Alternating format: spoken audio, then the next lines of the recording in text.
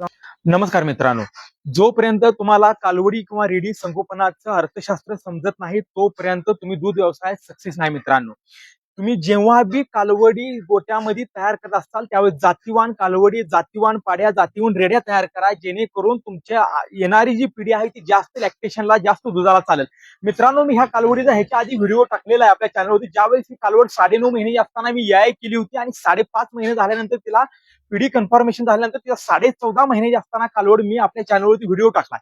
बऱ्याच मित्रांनी मला कमेंट करून सांगितले की ह्या गायीची बॉडी म्हणावं अशी तेवढी हाईट दिसत नाही, गाय मोठी वाटत नाही, वजन तेवढं आहे का, ही गाय दुधाला एवढ्या कमी वयात तुम्ही भरवली आहे, ती दुधाला चालेल का? मित्रांनो, मला एक स्पष्ट सांगणं आहे की गायीच्या वयानुसार तुम्ही तिला याय करू नका. गायीच्या वजनावर डिपेंड राहतं. गायीचं वजन हे, त्या कालवडीचं वजन हे 300 किलो झालं की तुम्ही तिला याय करा, काही अडचण. आता 300 किलो वजन काही लोकांचं 2 वर्षानं होतं, काही लोकांचं 8-9 महिन्यात बनतं, काही लोकांचं 2.5 वर्ष लागतात.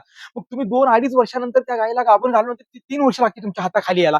माझं स्पष्ट मत आहे मित्रांनो, कालवड ही ज्यावेळेस की तुम्ही तयार करता त्यावेळेस ती कमीत कमी 20 ते 22 महिन्यामध्ये डिलिव्हरी झाली पाहिजे.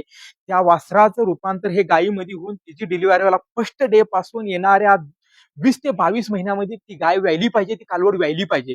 ह्या 22 महिन्यापर्यंत त्या कालवडीचा खर्च कमीत कमी मित्रांनो 80 ते 80,000 ते 1,00,000 रुपयेपर्यंत त्या कालवडीवरती खर्च होतो. तुम्ही 80 ते 1,00,000 रुपयेपर्यंत नवीन गाय आणू शकता, ती ह्याच्यापेक्षा जास्त दुधाला चालेल, पण ती गाय तुमच्या गोट्यामध्ये लगेच शेट होत नसते, तिच्या मेडिसिनवरती खर्च होतो.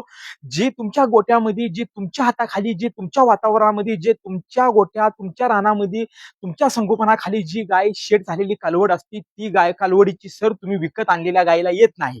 मित्रांनो, बरीच लोक म्हटली ही कालवड दुधाला चालेल का?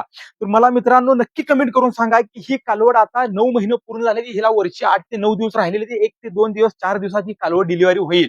किती लिटर दुधाला चालेल? हिची आई माझ्याकडे सध्या आहे 25 लिटर लॅक्टेशन चालतील, 25 लिटर दुधाला चालते. ही कालवड किती लिटर दुधाला चालेल मित्रांनो कमेंट करून सांगा.